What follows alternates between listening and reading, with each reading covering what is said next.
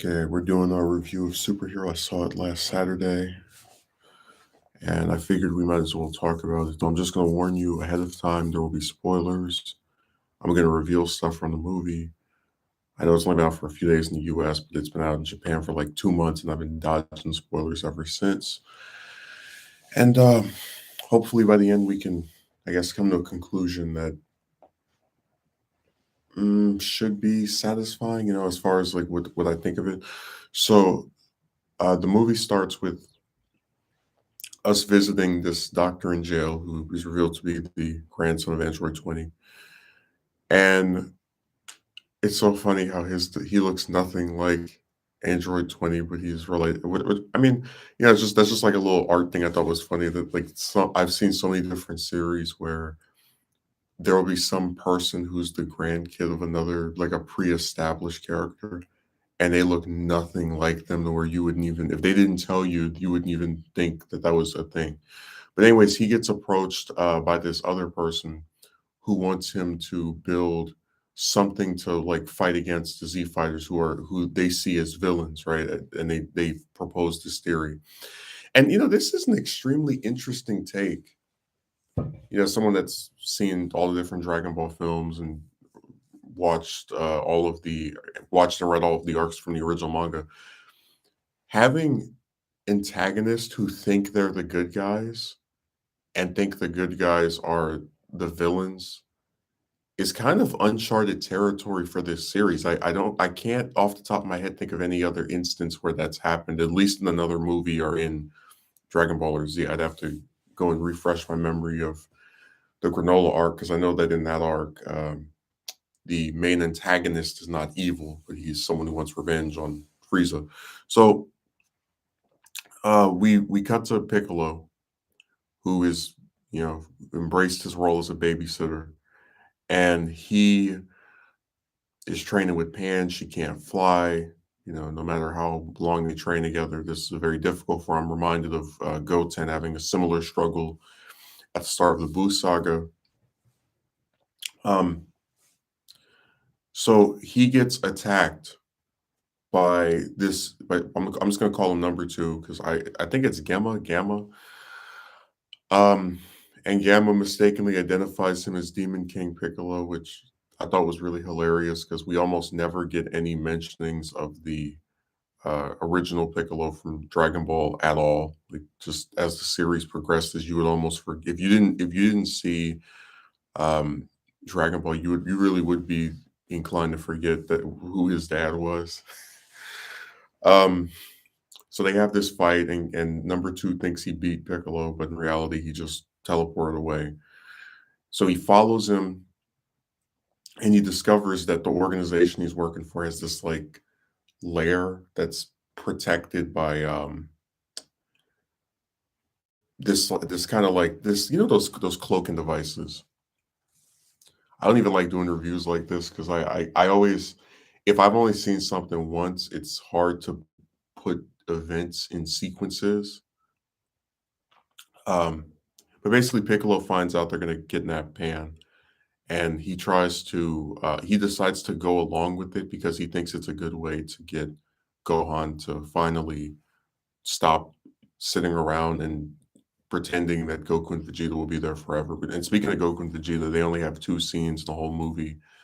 Not counting the post-credit scene, I was very happy. As I've mentioned before, I'm sick of them. Every single arc of Super in the manga that's not a tournament is literally Goku and Vegeta go to some off-planet place and fight some new villain, and Vegeta gets his butt kicked after a decent showing, and then Goku finds a way to make everything all right. So I was very happy that they had a small role in this movie, and I honestly, if they weren't even in it, I'd be even happier. But I was glad that we didn't see that much of them. Um, so Pan instantly recognizes Piccolo when they go to when he goes with this guy to kidnap her from school, by posing as like people who know her, and he gets her to play along as well. And it was really driving me crazy because I remember people kept saying this was a Piccolo and Gohan movie, but Gohan really doesn't have much to do whatsoever with the plot until the scene where Piccolo, disguised as one of the Red Ribbon guys, and the other Red Ribbon guy go to his house and tell him that they've kidnapped Pan. Like he only has one scene in the whole movie before that happens. And I just thought that was really funny how you can have a character who is like, because I'd say the movie's actual main character is Piccolo. He's one we spend the most time with, but I would say Gohan's the deuteragonist because even though he's the events of the film objectively probably revolve more around him because it's his kid that gets kidnapped, right? And Piccolo like is going along with this to make him stronger. At the same time, I still I just think that's really interesting. I don't know, maybe the way my brain works when I watch stuff now is that I do tend to pay attention to like who's on screen the most. Um, but I found that really surprising that like for all he gets mentioned so much in that like first act of the movie, but he really only has one scene before the kidnapping takes place. So I was really surprised by that. Like, people were saying, "Oh, it's the Go on the Piccolo movie." It's really, I think it's, I'd rather say it's probably more so the Piccolo movie than anything else, which again, I'm not complaining about at all. And that Gohan's like, I don't want to say second fiddle, but he gets less screen time, even if the story revolves more around him. So that's just my opinion. That's the way I'd characterize it. But anyways, he goes to retrieve Pan and he fights and here we go again with and I'm just doing a plot summary so I can kind of like then get into details what I liked and didn't like. But before this happens, because man, that's why I hate giving plot summaries.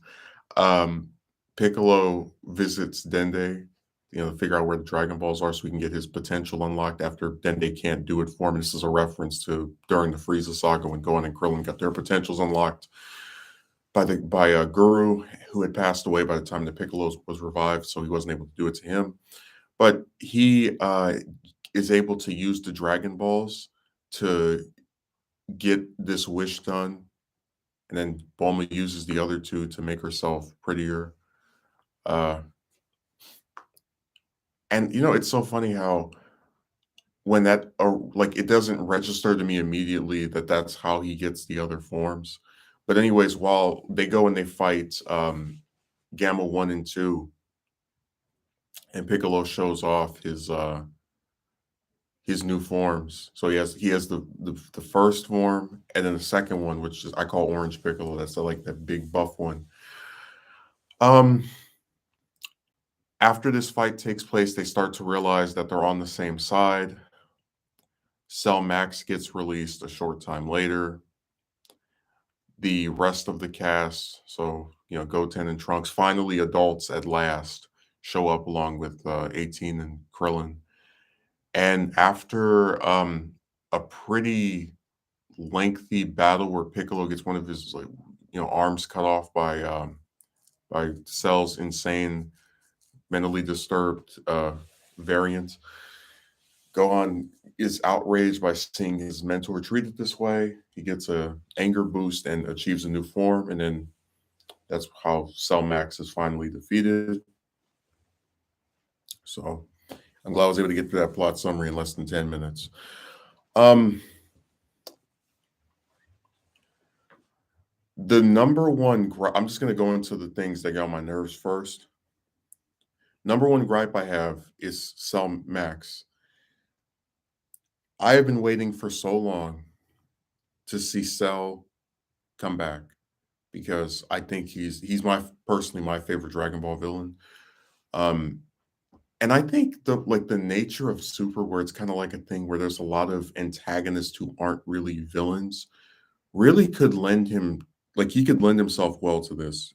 Just the format of this series where they're not really using villains as much as people that just are against Goku because they have to be. It's just I thought he'd be a really great character for the Tournament of Power, and then he wasn't used there, and they used Frieza. And I think they made the right decision with Frieza just because they explained his power up in Resurrection F, but I still wanted to see Cell eventually come back. And it really disappoints me that we get this weird, um, I'm just gonna say it, very stupid version of him that can't speak, that can't talk, that makes all these bizarre facial expressions. Easily the worst part of the film by far, and that's only because, and I don't. I've said before that if they want to bring a character back in a series like this, they can find a way. Um, I would have preferred if the original Cell came back, and the explanation I would have used was that the Cell Juniors, who the super manga confirmed are still alive, um, would had some type of plot to get back at Gohan over some kind of gripe or feeling that like they can take him now because they notice how weak he is. I think that would have been way better than making this weird version of him that has no personality, that's just flailing around screaming. I thought it was bad.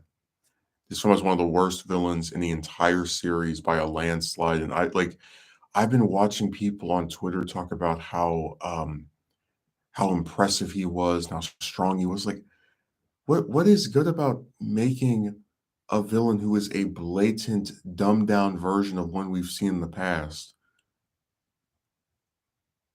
Like, I don't understand, but that's why I said people, they come to all types of conclusions I just can't quite wrap my head around.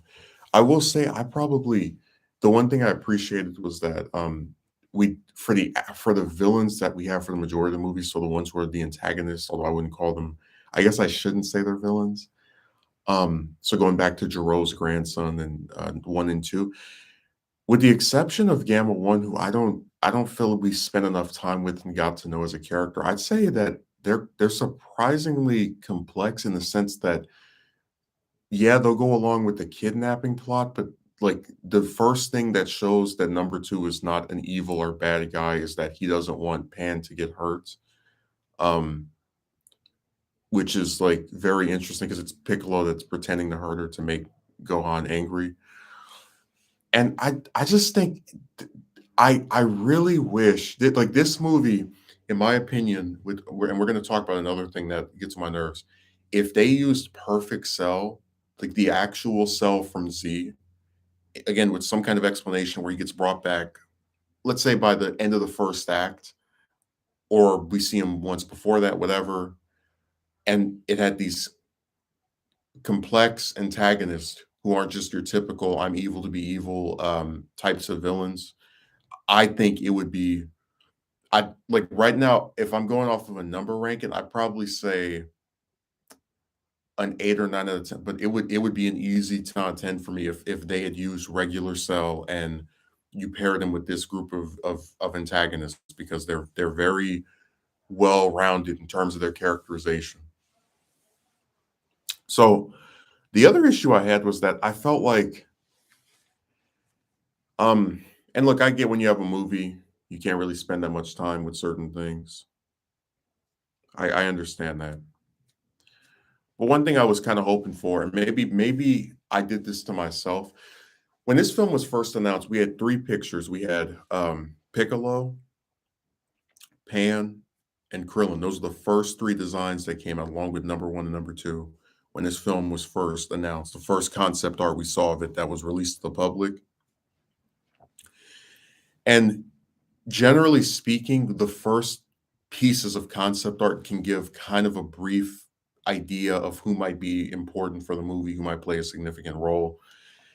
And I really thought from seeing that first piece of concept art, which notoriously didn't feature Gohan at all, that we might actually see Krillin play some relatively big role in the movie. Again, because he was one of the first pictures we saw of the designs that were in the film. And he doesn't show up until the third act, um, which he has a role to play there, obviously, because he like helps to save the day or whatever. But I really was hoping for a movie that's about two of my three favorite characters from the series for the third favorite to also get used, especially when material before the film was released seemed to indicate that he would be. But I'm used to there always being somebody that gets the short end of the stick. It's so weird too, because like I always discuss how if you're not Goku and you have a significant relationship with another character in Dragon Ball, it tends to kind of get overlooked or completely ignored. Krillin has a very significant relationship with both of the film's protagonists. I mean, like he fought Piccolo in the third tournament from the original series. They worked together to beat Nappa, and it didn't work, but they still had the closest collaboration between Piccolo and anybody else that wasn't Goku at the time. They were together on Namek. I mean, it's so weird how they actually have like spent a very sizable part of their screen time together, and then they never think to maybe have him. Because I think it would have been really funny if to have like Krillin there when he goes and impersonates one of the Red Ribbon guys, because you have like one tall, very tall person who's a Red Ribbon guy, and a much smaller one like in the same attire. Like they would contrast each other very well. Where like one's really tall and green, so he has to have his little visor on. The other one is normal looking but very short, so he still looks out of place. I don't know. I just think that would have been funny. And we don't even have to like talk about the Gohan Krillin relationship. I mean, like I said, any character that's not Goku and someone else, it tends to get overlooked. But it would have been really nice if Krillin had some talk to talk with him and said, "Hey, I get that you feel like your dad and Vegeta can just take care of everything and we don't have to worry about stuff anymore. But the fact is, you're one of the few people that can keep up with them. And there will be instances where they're not here. Uh, so you're going to have to step up, or otherwise, you can expect for us to get killed." I think that would have been a very impactful scene because they're both fathers, right, who want to protect their kids. Um, Also, by the way, that reminds me of one of the other issues I had from just this like a storytelling standpoint. So when Piccolo makes his wish to get his form, and then Bulma makes her goofy wishes and sends Shenron on his way, it's only then that Piccolo realizes that he could have used the Dragon Balls to teleport Goku and Vegeta there. Because it's so interesting, like the movie, in what I feel is a clever way, makes it to where they can't contact Whis because he's got this ice cream bucket on top of his staff, right? And that's the way that he speaks to people. But then the film presents itself with the means to get the two of them to Earth, right? But it hand waves it away by going, "Oh, we forgot to wish them to come." I thought that was very lazy.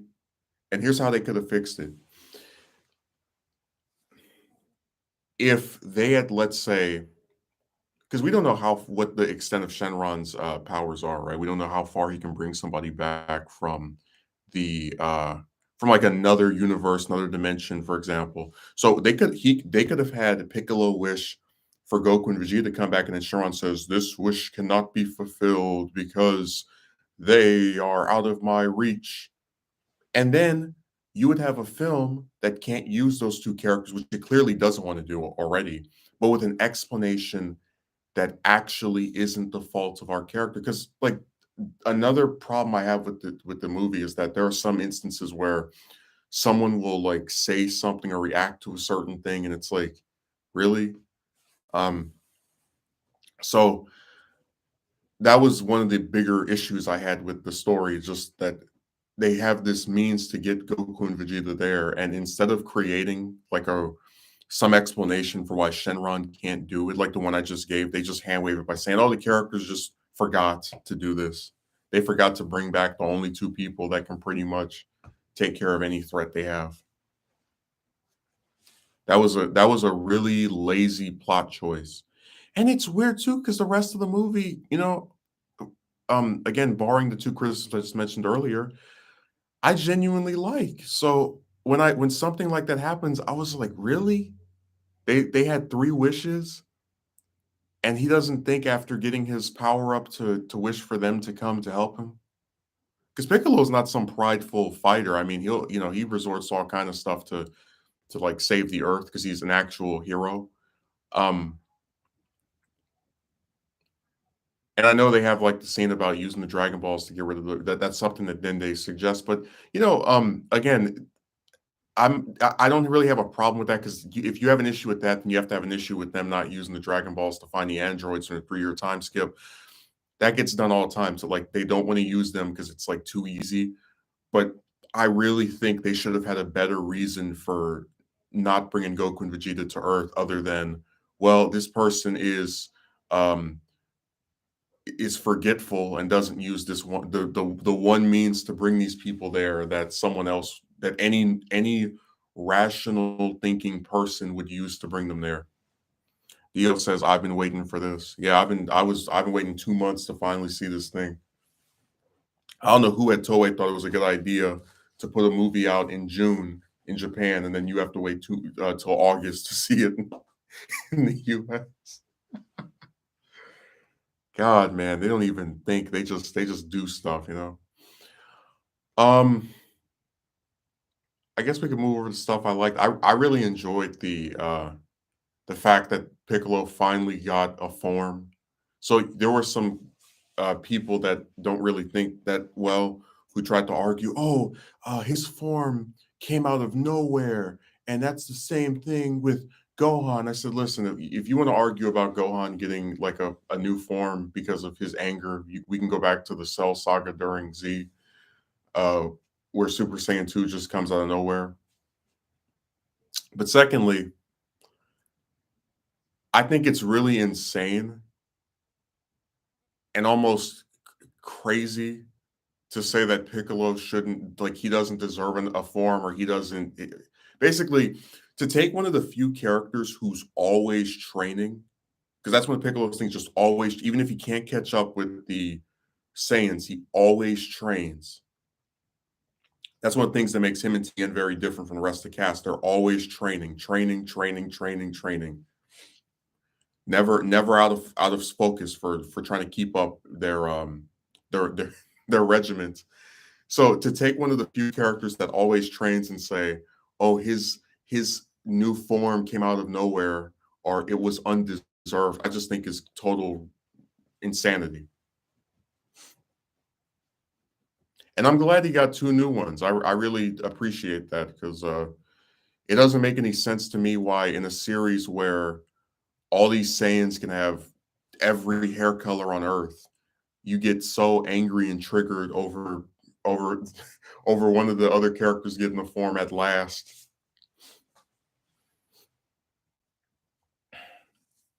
And then you had this one guy on not Twitter on who was on Discord who was saying he didn't like the design of the form, and I was like, well, you know what? I actually like the fact that it's physically. I know the first one's a palette swap, whatever, but I like the fact that for the orange form, it actually is not just a palette swap. He's bulkier. He's got like his like face looks different, and the antennas are hanging upward. I like that they actually did something to make the form look different because every other time they make a new form, it's just a recolor. Oh, look, his hair was gold. Now it's blue. Oh, now it's turquoise.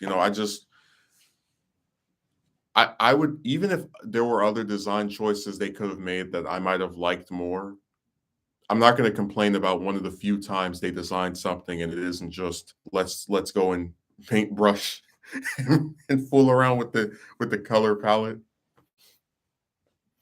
I hope Piccolo will be in Fighters too. Man, that game is never coming out. You're going to get DLC until 2030. We don't even have any new games. We have games that come out every year. Was it every like year with new stuff in it because developers are too lazy to just make a new game. So they get to put out these half finished games like Fighters, like Universe 2. What's the other one? Kakarot. And then over the next 2 3 years, just a whole bunch of DLC. So you're never getting Fighters 2. You're gonna get more DLC for Fighters. We had 10 years, 10-year-old games like GTA. Right, but I'm saying that the reason you're not getting Fighters 2 is because it's much more profitable for them in the short term to keep pumping DLC into a game that's now been out for 4 years. Look at Xenoverse 2. That game's been out since was it 2016, and it's still getting DLC pumped into it, where there's like 30 something characters that you have to download because they're too lazy to just make part 3.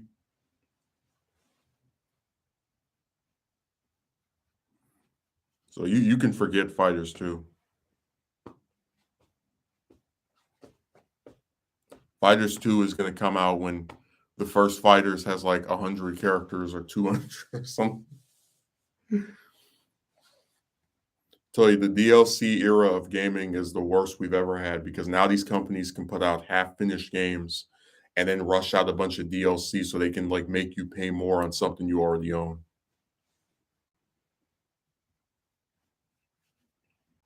Or that one guy said, "Well, the reason Fighters has such a small roster is because they needed to make sure all the characters played differently, and that takes time." Like, well, if it takes time, why couldn't they have just delayed the game by a year or 2 years to instead of having a roster that's not even two? I don't even think it's 2 dozen characters.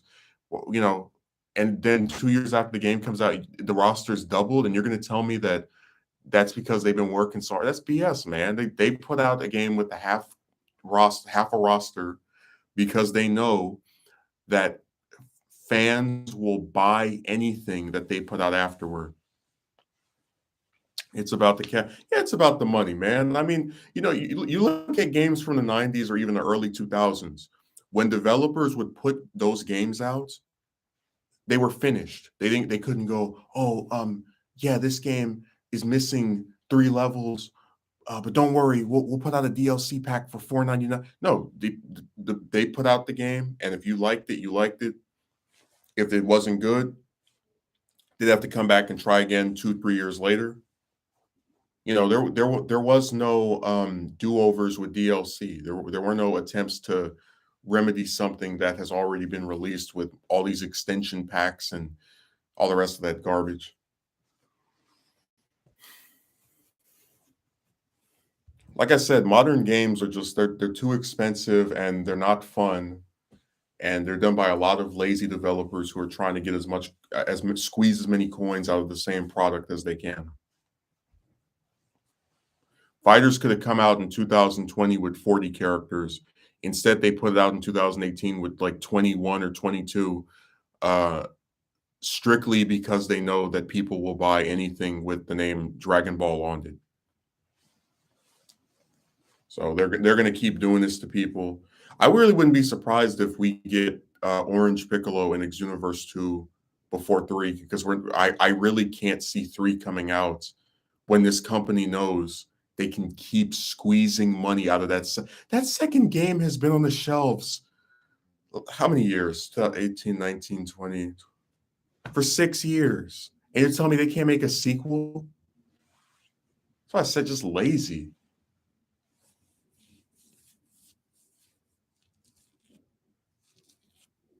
Man, I'm never even bothering with any of these consoles anymore. I'm tired of having like you have to pay for Xbox Live. You have to buy the game, of course, which is like $50, $60. Then however much the DLC costs. That's why I said it's just not worth it, man. Like instead of Xenoverse 2 having literally a dozen DLC packs, they could have just had 6. No new stuff for like 2, 3 years. And then, oh look, Xenoverse 3 with 20, 30 more characters, but they're lazy. They don't want to make a new game. So they'd rather keep sticking extensions and attachments to the same old. Like I said, that game came out 7 years ago. Excuse me, 6 years ago. It's almost 7 years. And we're still getting stuff for it. And that's not a victory for gaming. That's a victory for a company being lazy and not wanting to start from scratch. And wanting to keep charging you for some game that you've had for years. Oh, look, new map, new mentor. Just get sick of that stuff, man. But anyways, um,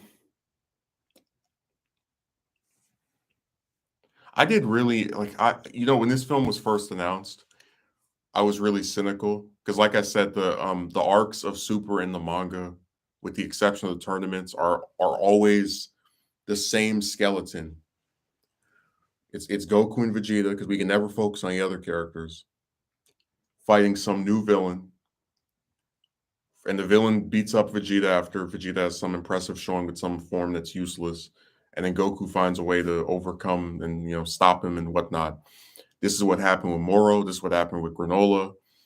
I'm really tuned out, and it's even what happened with the Goku Black arc as well, or Future Trunks arc. So I really had no expectations that they would focus on someone that was not the two of them, because every piece of Dragon Ball media since Battle of Gods has had this like one track mind on focusing on those two just over and over and over and over and over to the point where I just got sick of them. Like I said, I didn't mention this earlier, but I didn't even see the Broly movie in theaters. I saw the what do you call it? Someone put it on YouTube in HD, and another person sent me the link, and I haven't seen it since it came out. Like, because I just was sick of Saiyans, man, and I'm specifically sick of those two more than any of the other ones because we see them over and over again doing the same thing every time they appear. But for some reason, fans can't get enough of them. But I was really surprised on who the film chose to focus on. I really would not have predicted a movie that is basically, or I shouldn't say basically, but that is about Piccolo and Gohan. I was not expecting that at all. Right, but you see what I'm saying, Dio? That because I wasn't excited for that movie, I didn't even go to see it in theaters or even watch it in some kind of like legal way. Like someone linked me where another person posted in HD on YouTube, and he was like, "You better go watch that quick." I'll never forget when somebody was streaming Grim Adventures of Billy and Mandy, and I was watching it on their channel, and then all of a sudden it started buffering, and I refreshed the page and it said, "This video cannot be played because the channel associated with this stream has been terminated." I've never seen a channel like when it like gets shut down, like just blown up by YouTube while it's streaming. No, this site doesn't play with some of that copyright stuff, especially if you put something. Well, what, I'm not going to say that because we have whole movies on YouTube that people will put up, which that's always been something I thought was crazy. If I play a presidential debate or like let's say I do a movie review, right? And I use clips from the movie, not the whole movie, just like maybe 2 minutes worth of clips. There's a higher chance of my stuff getting taken down for copyright infringement than people putting up literal full movies. You think I'm joking? There are loads of movies that have been uploaded to YouTube. Not and my best friend is so old that he thinks it's in parts. Said no, you can type in some movies, right? And we're not talking about, because there are some studios that'll put their stuff up for free. I know you can watch what's that one show? There are a couple of shows that have been put on YouTube for free, but I'm talking about some fan of some movie takes the whole thing and sticks it on YouTube for everybody to watch. And they can sometimes get 1 million views off of simply posting something that they had no involvement with whatsoever. There is a film we were trying to find a trailer for. We accidentally wound up playing the whole thing. Yeah. Just like there was this one movie I used to watch about this. It's some kind of affair between I don't think she had a it's like an affair between some older woman with this younger guy, and it was called it came out I think in 93. And I remember the full thing was on YouTube for a long time. Then the person, I guess, closed their account down and somebody else re-uploaded the same movie. But it has like pieces cut out, I get, for whatever stupid thing they did to it. Then another person put up for full in another language. So I'm just saying that like this website will go after someone for infringing copyright because they played a clip. of like a thing that like Toei, for example, will go after people like TFS when they used to do a bridge for the different like screenshots and clips they would use, even if it was fair use. Um, but some of these people will put up full episodes or movies and they don't get in any trouble whatsoever. And I just think that's nuts. But you know what also is nuts? The fact that Dio hasn't hit the like button. I feel like you're one of the few people to talk about I can talk to about Dragon Ball and it not turn into a toxic shouting match. Well, I'm not really an individual that likes to get into debates over this type of stuff. You can just agree to disagree. It's a movie after all, it's entertainment. I'll humbly say, hey, I wish they could have done this or I like that. And that's pretty much the full extent of how far I'd go with any of that. I only get really irritated if someone like comes somewhere and it feels as if they're trying to start an argument over something. That's really annoying because we're trying to have an actual discussion on the quality of some piece of media. Outside of that, I don't get invested enough to argue with people over this stuff. But yeah, I have to admit I was wrong about this one. I really thought they were going to do another Goku and Vegeta, you know, buddy cop romance, repetitive story, but they didn't. This was very fresh. It had some likable antagonists, and I also, it's so funny. I was really hoping that two would be the one that made it out because I thought he had a more fun personality than one. One is kind of the stoic, resolute person that sits there with all poked up. Um,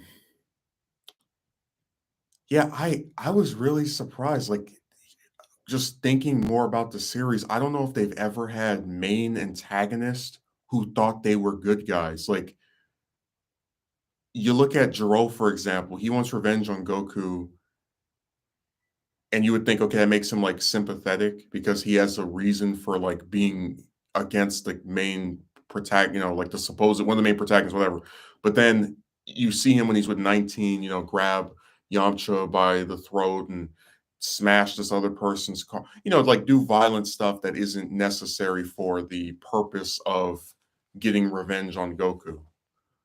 Um, and sure enough, when Cell comes out, that's when you know that he really was just as bad as the rest of them because Cell wants to destroy everything, just like Frieza, just like, and I guess maybe you could say Jiro didn't know the full extent of his creation. But the point is, most of the time, overwhelmingly, there's no antagonist that could be considered a good person or having any sorts of redeeming qualities. Like they're just all evil just for the sake of it and want to blow up stuff and do all kind of horrible things to normal people.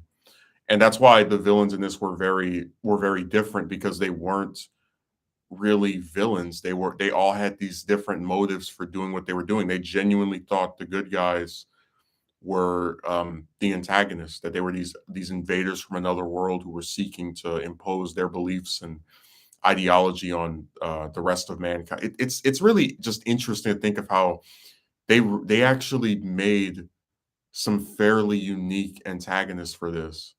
And like even people always say, "Oh, you're using the same characters over and over again," but I really enjoyed Piccolo during this because there's a lot of layers to his character that we haven't really seen, mainly because they don't focus that much on him in Super. That we haven't really seen before. Like we've never seen where he just stays by himself, what his house looks like, you know, especially in like the Boo saga post era. We never really knew like the extent of his relationships with these people, how often he sees them, what kind of favors he does for them. Um, it was so interesting. They took a character that's been around for the majority of the series, right? Since then, the Dragon Ball, and they really fleshed him out and did stuff with him, and it doesn't just feel like a repeat. It actually really made me appreciate the character even more.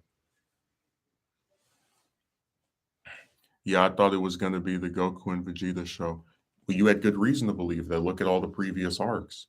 And I mean, like I said, you go and read the newest arc of the manga that just finished, the Granola arc. No pre-established character from the original manga, you know what I'm talking about, that's not Goku or Vegeta makes anything outside of a cameo.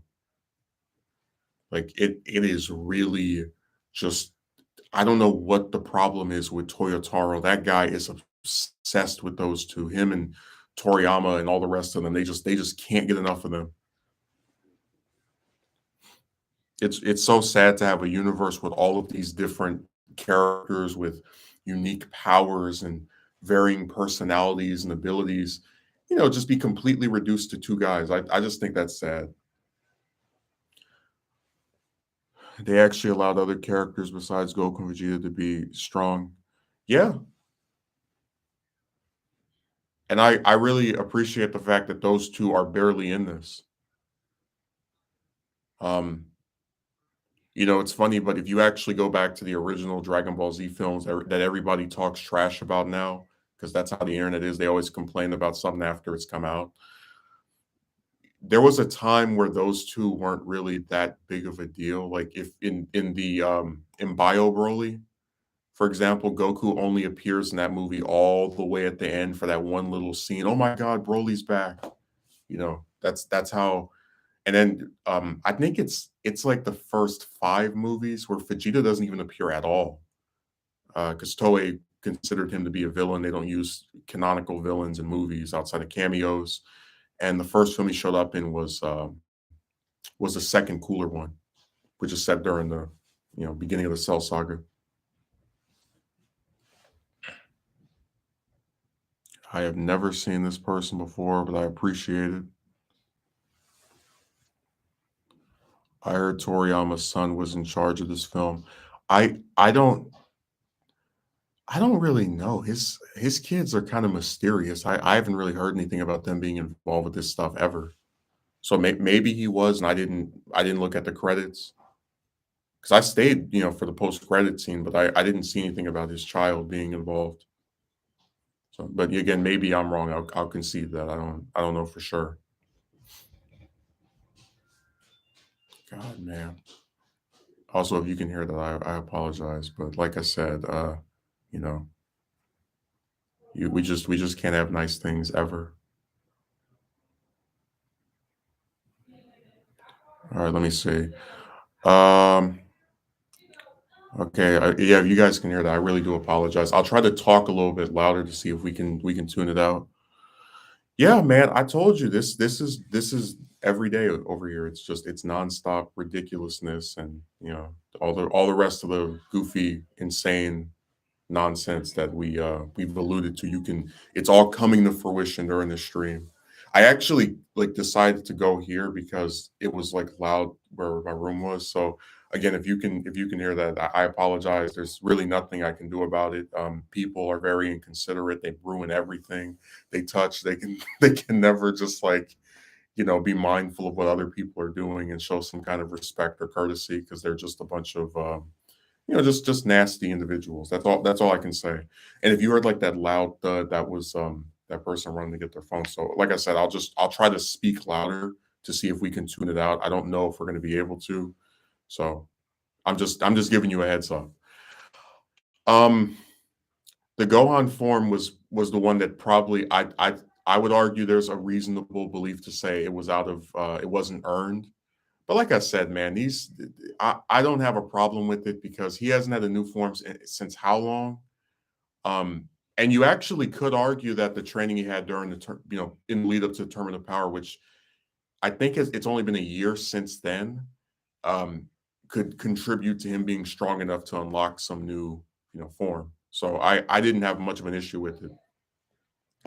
It looked distinct enough to where it was some we never seen before. I was thinking of Hypersonic, that great form that Sonic has from the old games.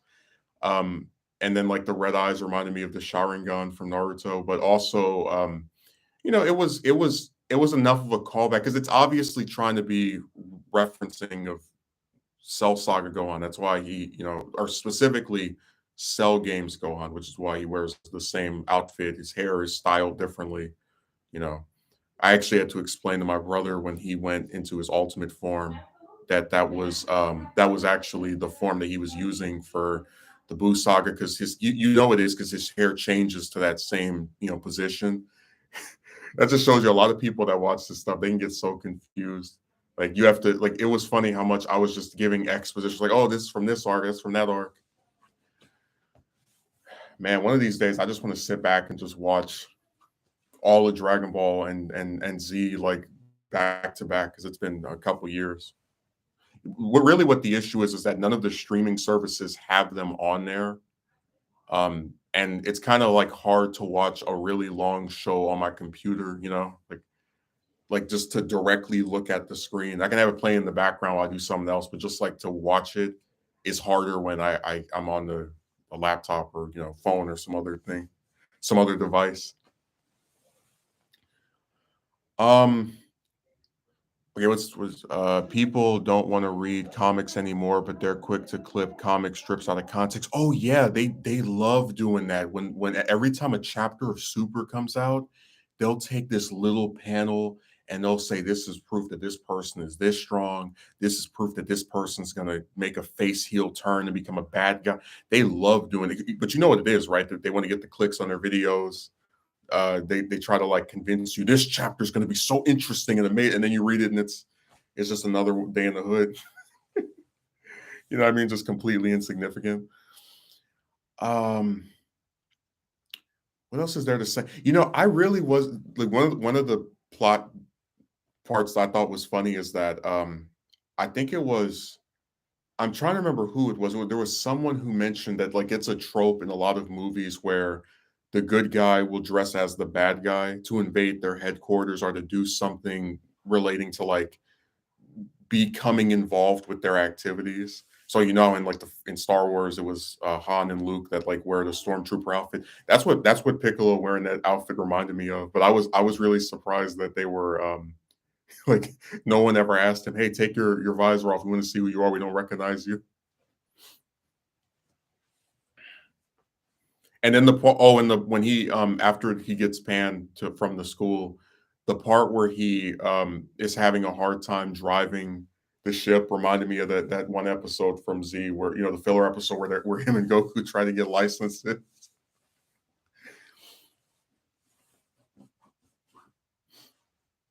I don't know. I don't think it was a purposeful callback to that, but that's what that reminded me of. Let me see. Okay, Dio hasn't written anything else. I want to make sure he's not being neglected. Um, what else am I gonna throw in there? I do like that they have like a very clear resolution of, at the start of the movie, Pan can't fly, and then when she's under distress, she can do it easily.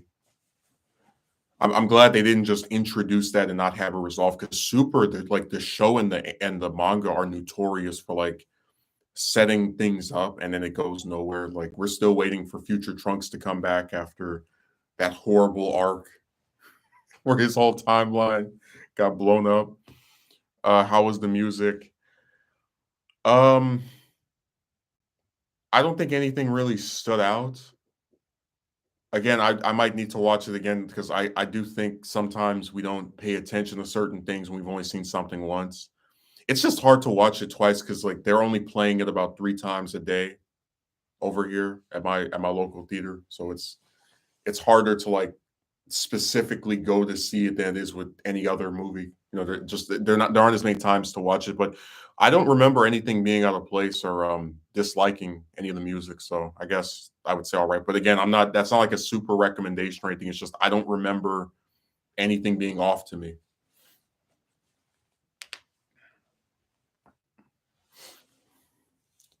It's also funny to think that we don't get the real Cell, but we see him in flashbacks, which was the same thing with Broly. So I guess Cell's role in Super is just appearing in flashbacks and hallucinations. Because they have that one episode from Super where him and where Goku and Krillin go to that forest and they see all the different past villains. That Cell's role in Super, just flashbacks and hallucinations. Can never get a real return.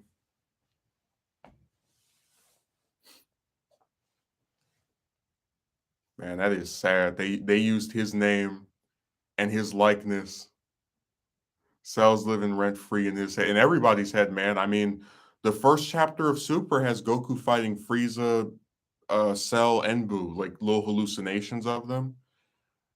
If I remember correctly, there's he gets mentioned during the future Trunks arc because they're talking about like other threats from different timelines. So he's living, I think he's living rent free in everybody's head. He's living rent free in Goku's head because Goku mentioned him.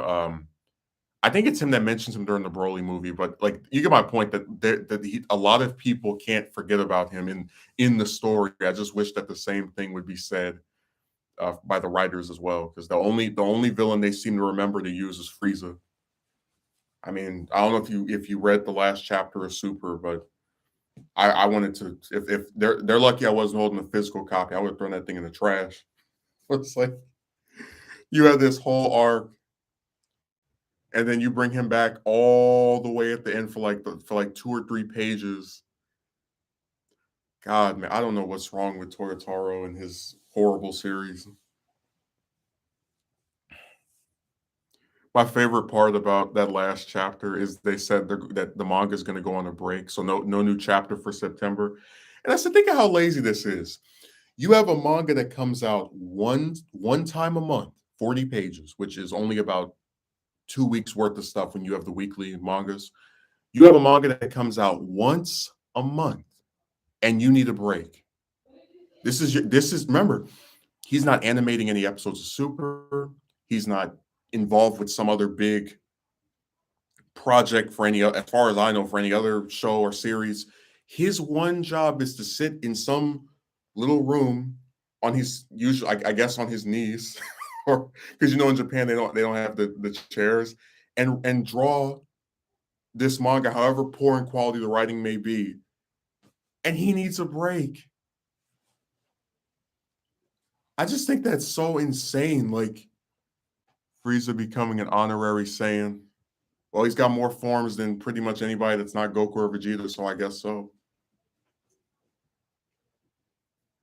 I'm so tired of him, man. Like, and the worst part is since apparently the film, I think he gets mentioned as like still being alive. Apparently, Goku and Vegeta don't take him out, or whoever will finally take him out until after. So basically, what I'm getting at is because the manga doesn't want to do a time skip, we could realistically see Frieza for the next 5 years, 10 years. Like they just confirmed from this movie that we're stuck with him for a very long time, and I'm not excited for that at all. This dude tried to clip a Spider-Man comic panel out of context to make the argument that Doc Ock's tentacles are in love with him. What a weird interpretation. The only time I've ever heard of the tentacles having a personality was in the Spider-Man 2 novelization, where it's mentioned that as after he like sacrifices himself to stop the was it the nuclear reactor, whatever that device was, the tritium thing that's going to blow up the city. And he's like falling into the water. The tentacles are crying out for his help because they've only been alive for a short time, but they don't realize he's already deceased. That's the only time I ever remember the tentacles actually having characterization in anything.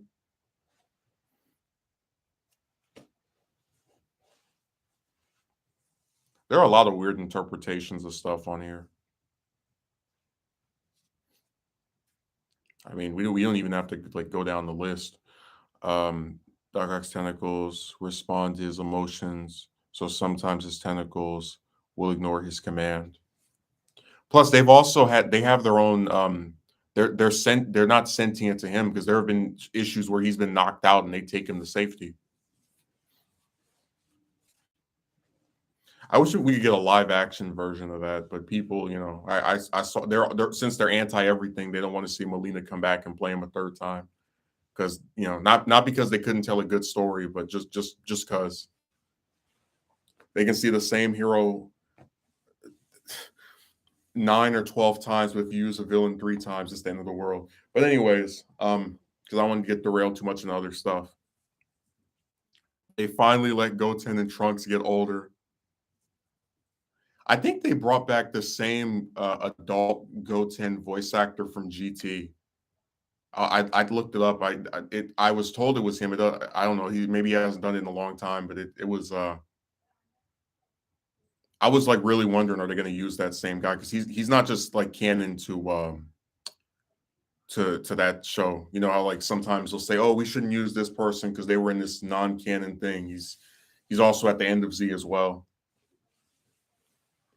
I really wish we could have gotten like I know they played up the joke of like the failed version of Gotenks, but I wish we could have had an actual version of him, like an actual real version of him that you know is an adult and gets to fight back and do something, which we've never seen in anything before ever that's official.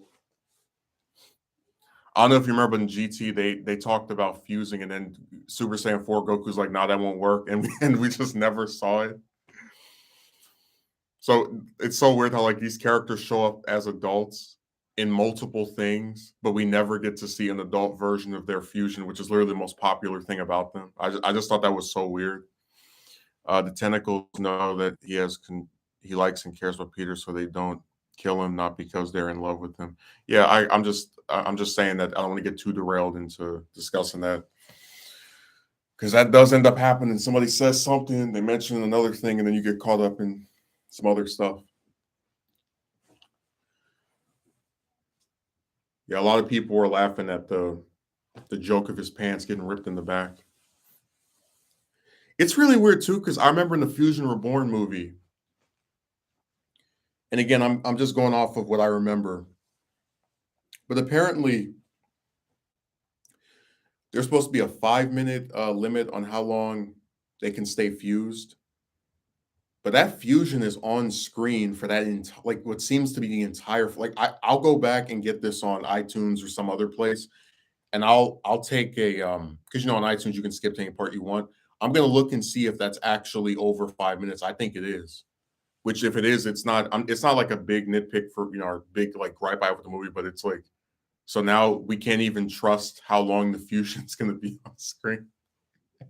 And it's like I thought the failed fusions don't last as long because they make that same form and they have this like old version as well in Z, and it like they get rid of it after a short time. So I don't know why that version.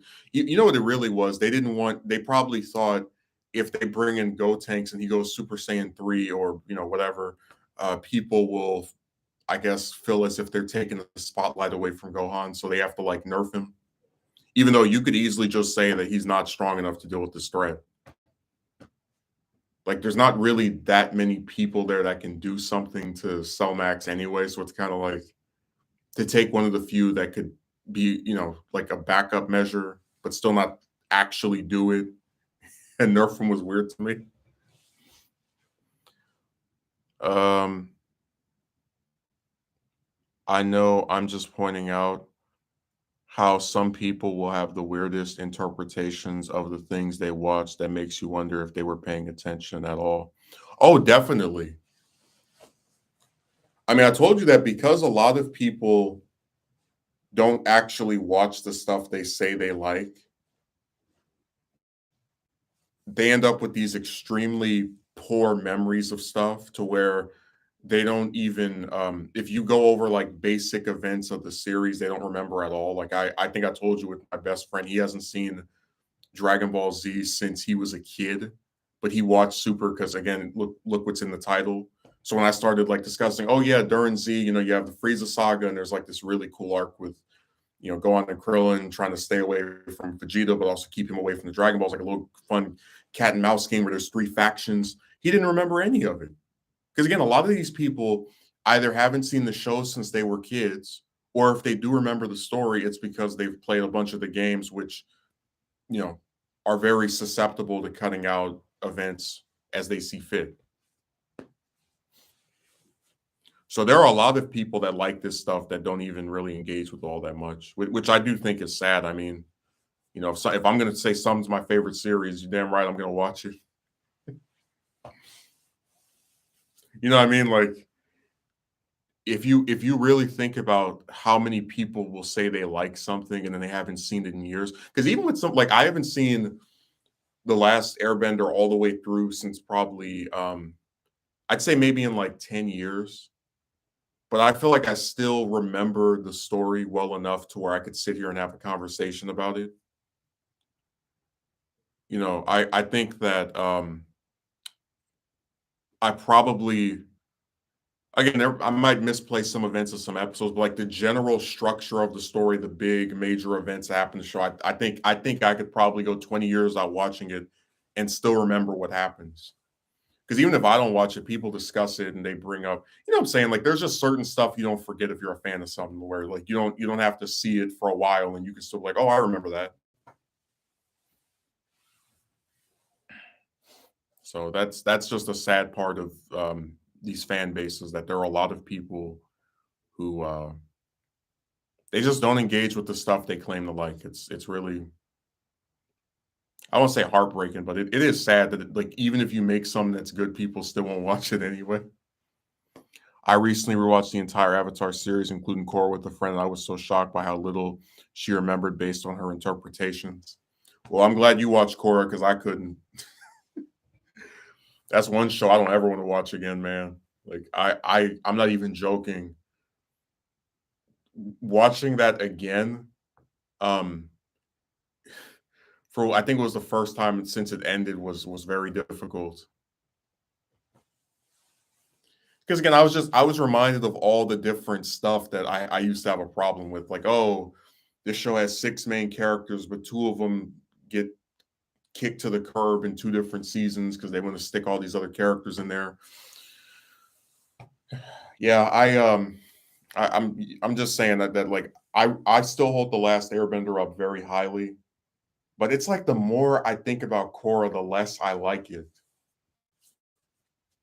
I still think season one is pretty solid, and then after that, it just and there's some parts of season two that are interesting as well, but it really goes off the because remember I told you about how it really disgusted me with like bringing the Airbenders back in season three, and how the point of the Airbenders is to show that when awful things happen to a whole society, they can be irreparable from all these people that are just taken out and slaughtered. And then it's like that whole very symbolic thing that this show has had, that this show and the last one had, is completely overdone by some goofy fairy tale. Like, it was bad. That plot point, I'll never get over. That was awful. I don't know who thought that was a good idea. That particular part of that series, like whose ever idea that was, the other people that work on should have looked at it, should have said, "Hey, this is not anything that's worth doing," and thrown it into the trash and into the shredder. It was bad. It also shows me that people literally do turn off their brains when they watch this stuff. They don't engage critically with it at all.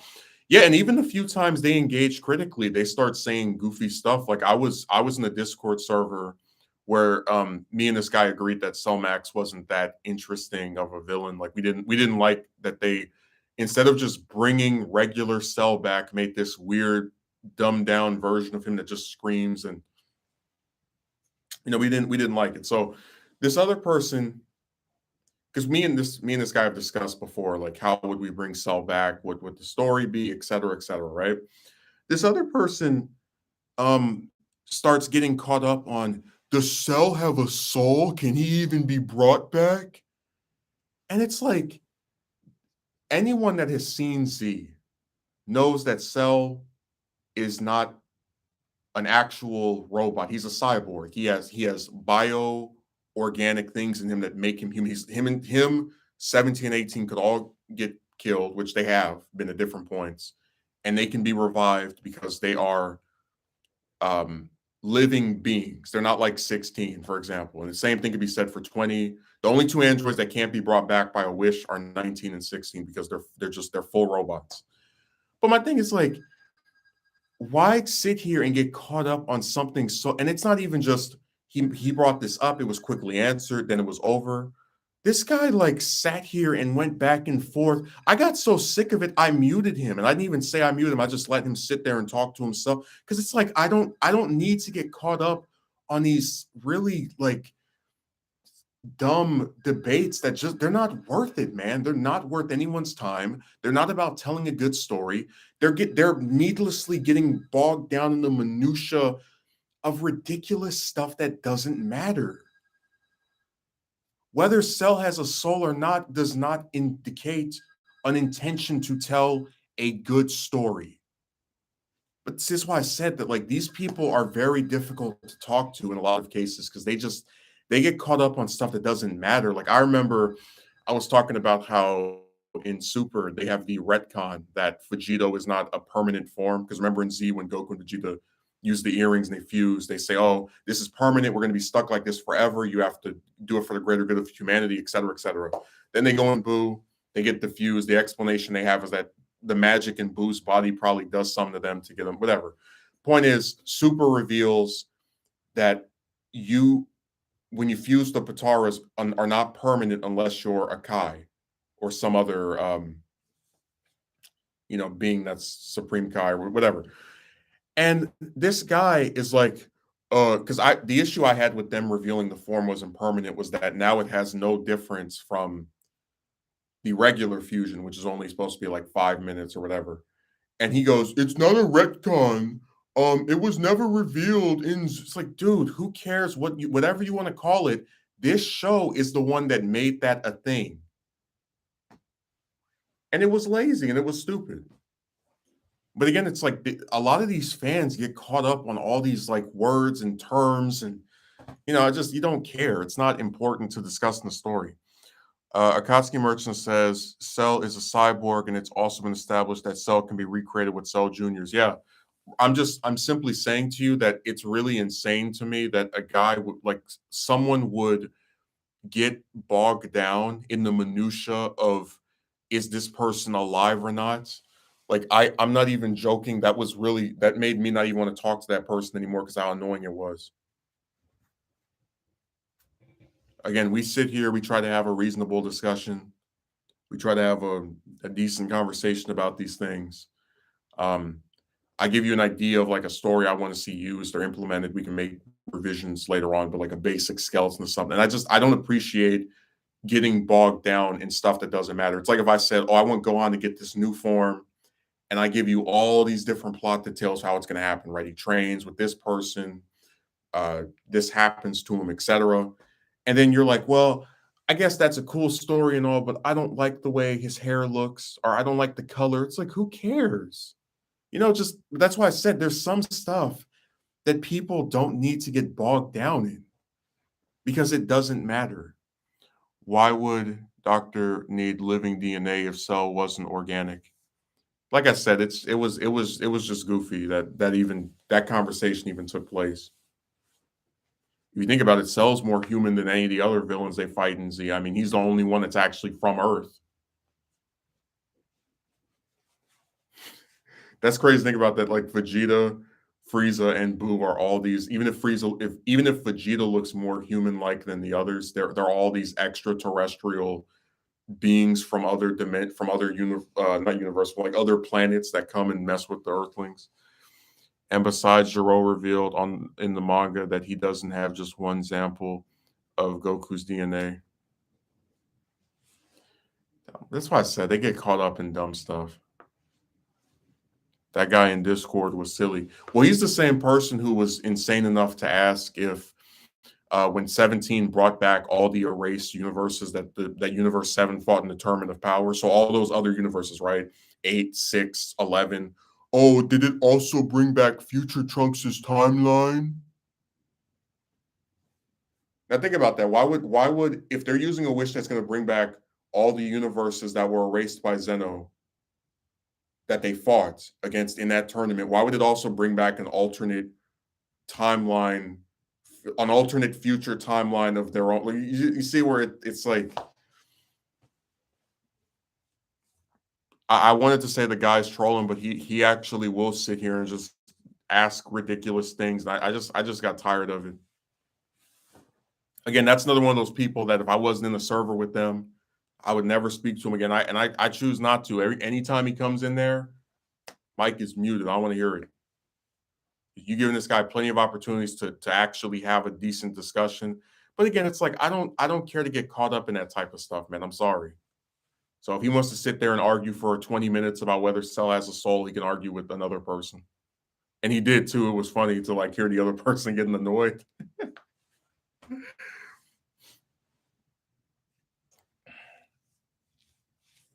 People on these websites are just really creepy. They're creepy. They're angry for no reason. They're antagonistic. Just all kind of stuff. Um, what else do I want to throw in there? I was explaining to somebody on Discord that 2D animation is dying. Like it's on its last leg, really. And I've explained this before. Picture this. I don't know if you remember, there was a Dragon Ball movie called Path to Power, and it came out after the manga wrapped up. Has this really beautiful animation. It's very crisp, very clean. And a lot of the Dragon Ball films, actually, one of the few things they always do right is they look pretty decent. Even a lot of the episodes from the original show look good. But if you notice that with the films, they got progressively more and more invested in getting rid of 2D animation. So, for example, in Battle of Gods, you had some CGI. In Resurrection F, you had some CGI. Even if the majority of the movie is 2D, it still is like blending in 3D stuff. So the point I was trying to make was that animators are getting lazier. That's why a lot of the episodes of Super look terrible because it was rushed and the people just didn't care. They know people are going to watch it regardless. They could draw literal stick figures and they stick the name Dragon Ball and people will watch. But if you noticed that when you have 3D models, right, you don't have to draw that character again. You have this one model that always looks the same way, right? You can turn it, you can flip it around, you can spin it. Has anyone noticed that more and more cartoons are becoming 3D or CGI, and they're like 2D is progressively being phased out? Because, like I said, if you told me 10 years ago, we were after, for example, what what was that name of that? Oh, when Battle of Gods was like first. If you told me 10 years ago we'd be getting a Dragon Ball movie that was entirely in CGI and 3D, I wouldn't have believed you. But I'm seeing more and more series get rid of traditional animation for CGI. And it makes a lot of sense too. I mean, again, people are lazy and they don't want to keep drawing the same thing over and over. Like I said, if I could afford it, I probably would just like stop drawing altogether and just use CGI for everything. The ones that are 2D look like Steven Universe. Well, listen, what I'm explaining to you is that there's a practical reason. I'll give you another example. Korra was brought up earlier by a Akatsuki merchant. In that show, when they have the time skip and they make Korra's hair shorter and she gets a different outfit, one of the reasons they did that was because when you have to animate 2D, right? And there's a character who has a design that has like a lot of pieces that need to move around, it becomes extremely taxing for the animators. So instead of having those like parts of her hair that hang off and the ponytail and the little like I don't even know what you would call that. I don't know if it's a skirt or anything like that brown sash thing that she has that flips and turns and stuff. Notice how they got rid of this like very elaborate hairstyle for something that's much simpler, and they got rid of all the little different designs on the like the part of the chest. Like I said, 2D animation is being progressively phased out because people are tired of drawing the same thing over and over again. And don't be surprised if in 10 years or 15 years, all the different cartoons that whether they be from America, whether they be from Japan, stop using it altogether. I wouldn't be surprised.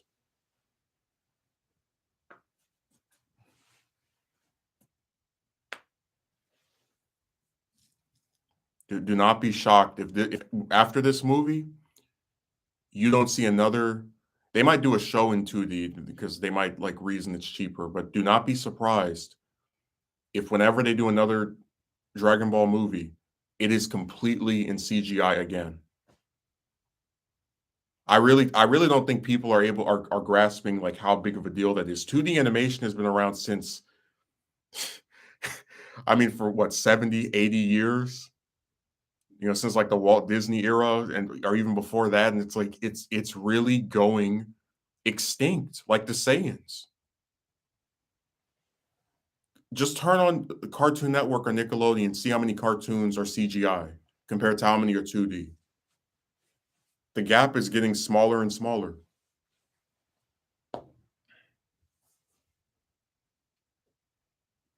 I'm just saying that that's really sad that like I like the CG in this. I enjoyed it. I thought because a lot of people complain this character was off model in this shot. Everything looked nice to me. And I definitely prefer the look of this to some like Resurrection F, where they're trying to have traditional animation, but then also have like 3D or CGI and certain that because I just think it clashed too much. But yeah, this was probably the best visual one to me. Like I'd say the Broly movie probably I would prefer the look of to this. But as far as like being smooth and having these very because I said before that one of the things CGI does extremely well is that because people don't have to keep redrawing stuff, everything looks on model. They have the front, the back, the side, all the different places they go. Um, and it looked nice. It looked polished. Again, it's not my preferred choice, but I have to say I prefer this over the most episodes of Super where it because the animators have like 5 days to make an episode, everything looks horrible. And of course, I'm not saying every episode of Super look bad because I know people praise the way the Term of the Power looks. I'm just saying that um, this is the way. Like, I really believe this is the beginning of the end for 2D. You've never had any. The most we had of 3D Dragon Ball anything outside of those little 3D instances were the intros in the games, like Budokai Tenkaichi 3, Rage and Blast 2. Like the game intros that have 3D models, the characters. But even then, those are like animations that are very short and they're just kind of there to accentuate the gameplay. I really think this is the end of 2D. We're getting closer and closer to it being over. So Akatsuki Merchant, if you get another Avatar show about some earthbending lady, whether it's Kiyoshi or somebody else, like whoever the Avatar after Korra is, don't be surprised if it's CGI. That's all I'm gonna say. Because we're supposed to be getting some new movies, right? For The Last Airbender. I have to go look it up. It's been a while since I read that announcement, but don't be surprised if those are in CGI. 2D animation is it's got like a virus on it. It's going out of style. I think we've pretty much discussed everything. We went over the villains, we went over Gohan.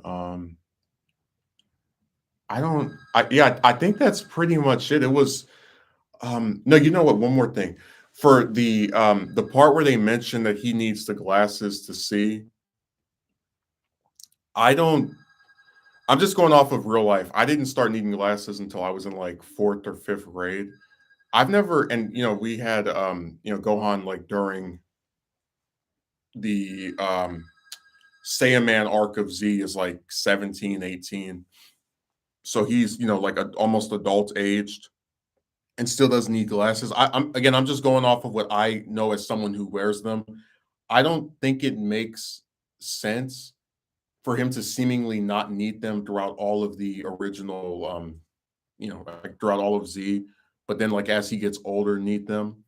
Especially like there are some people when they get elderly, they can't see as well, like because everything when you get older it starts to like fade or act up. But I've never heard of an example of like someone having good vision until they're an adult, and then all of a sudden they need glasses to where they can't see without. I just thought that was weird. Also, I noticed we didn't get to see three new yeah, yeah. So there during those three new movies, don't be surprised if it's CGI.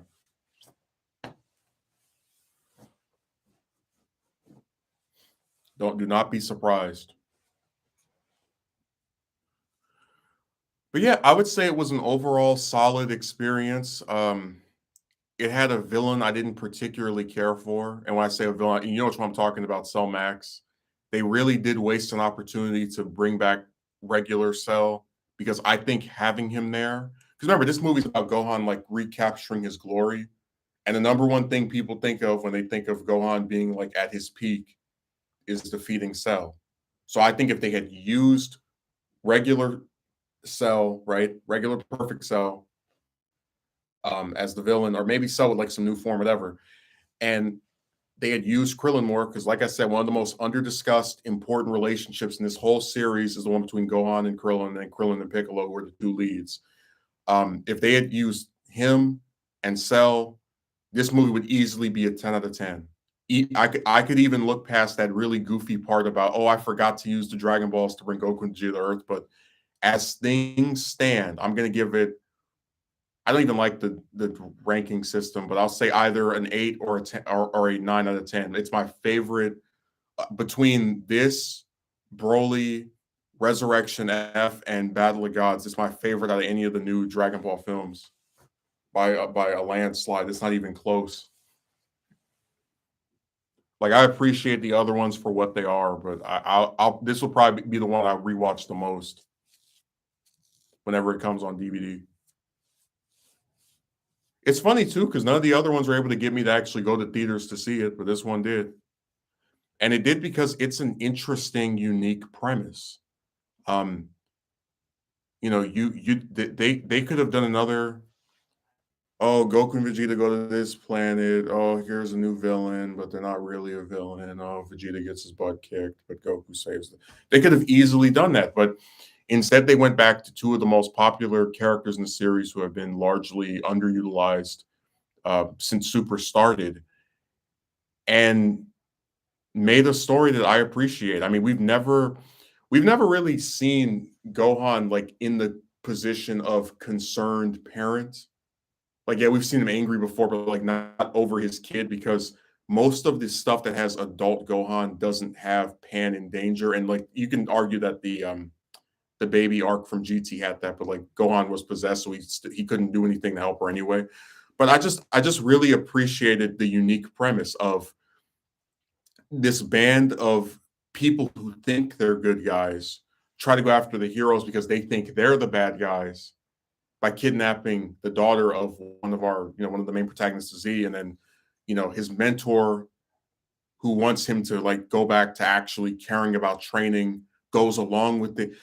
I've just never. This is, I think, very creative. It's not some random strong person comes to Earth and I will have revenge or I will take over the planet. It's it's a plot where humans who are not evil and think they're doing the right thing actually are compelling and are trying to do something different. And that's why I like this movie so much. It's not the same as all the other ones. Because realistically, and we could say it's about the Z movies as well, but we're just going off of the stuff that's been around since Super started as to explain like why I have such fatigue with this series. If you took Battle of Gods, if you took Resurrection F, if you took the Broly movie, if you want to throw in the Moron Granola arcs as well, the basic structure of them is the exact same thing in every instance. It's a new villain shows up, Goku and Vegeta train. Maybe they get a new form here or there. Vegeta jobs to the villain. Goku does something to save the day. And I was just so happy that that cycle was finally broke, even if it's just for one movie. I can at least say, you know what, they can make another five lousy, boring, lame ones that repeat the same tired formula, but at least they did one that was different. So I really enjoyed it. I feel like it's fairly obvious. I recommend it. My brother had a good time seeing it. He said it was his favorite of out of them as well.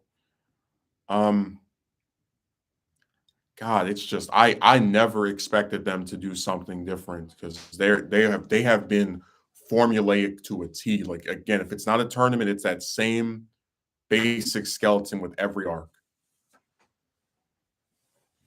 But yeah, in this instance, something different was done, and I'm really glad. And it just goes to show you that Dragon Ball, like a lot of other series, has a lot of potential because it has interesting characters if it uses them well, and sometimes deviates from the same. Because this movie's making, like I said, Goku and Vegeta are supposed to be like these two big, huge, and popular, important characters, and they're the only ones anyone cares about. But this movie's made what is it, 21 million in just one weekend in the U.S. And that should tell you something that there are other characters in this series that are just as well liked as Goku and Vegeta. They just don't get used as much. And that if they would do different things with each movie, they would see a hell of a lot more appreciation from people that like this series than if they just keep repeating the same tired things over and over. I don't know. I feel like a lot. That's the problem with like a lot of these studios and major companies. They just don't have any kind of guts. Like to hear that guy say a few years ago, "Oh, Goku and Vegeta sell the most merchandise, and this is why they focus on." It's like, but they're not focusing on them because they can't tell a good story with anybody else. They're obsessed with them because they think if they don't use them the most or more than anybody else, some kind of drop off will occur. And this film should be a perfect example of that not being the case. I don't know, man. A lot of I guess I could make the same criticism for a lot of other series, but it's just nice to see this one finally do something that I've been waiting for a very long time.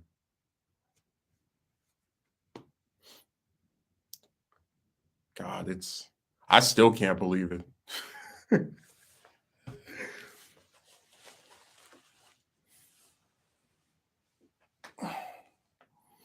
Because I know during Super, I've been singing "Poor Piccolo" for a while. Like I'll never forget when the Universe 6 tournament was first coming out, and they had that picture. And I think Dio knows what I'm talking about. They had that one promotional image, and it was Goku, Vegeta, Piccolo, Buu, and then Monaka, whatever. And I was like, oh my god, Piccolo and Buu are gonna have major roles in the new arc of Dragon Ball. It's gonna be so exciting. And then all Buu did was fail a test, go to sleep.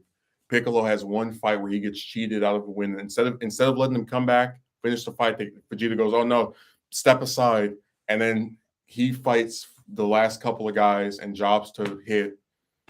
I just and again, you go down the list. Look at the future Trunks arc, right? That was the arc right after that.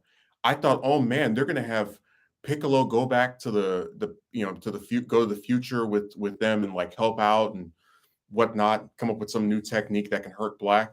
All he does is clean up the damage of their fights and stand around.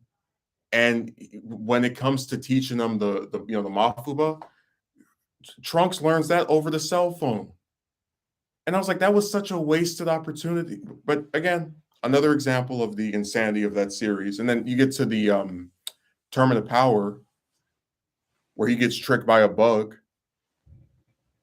So I was so happy that they finally did something with him that was all about him. Really, the only thing else in Super that's been good to Piccolo was probably the Moro arc. As much as that arc really irritates me, and I have a lot of problems with it. That's the first arc that's not a tournament. I feel like this. That's the first arc since the Cell Saga where Piccolo actually gets like multiple fights. Um, and he's the most recurring character in that arc that's not, Goku, Vegeta, or Moro. So outside of that arc, there's really not been much for him in Super, and now with this film, I feel a lot more. I feel like my prayers have been answered in some way.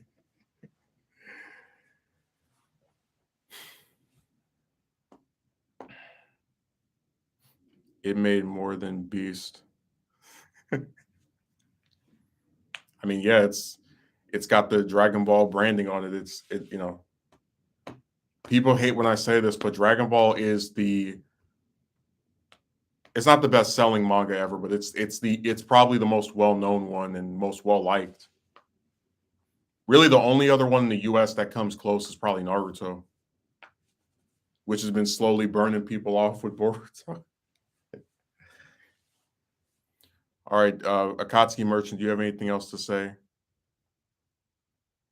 Uh, he's been given a chance to have an intelligent conversation. He really is just that arrogant. Yeah, that's the way I felt about that guy. I mean, why do we get bogged down in crazy stuff like this when we could be talking about what we enjoy, what we didn't like? I think I'm pretty decent at explaining why I like something or don't like something. But anyways, I've been going for now. What's an hour and a half? I'm hungry, so I'm gonna end it here. I recommend the film. I give it a good score. Favorite out of any of the new Dragon Ball stuff by a landslide. And I thank those who attended. I thank the person that donated. I've never seen you before, but thank you. Um, so have a good day, Dio, Jim, Kotsky Merchant, and thanks for watching.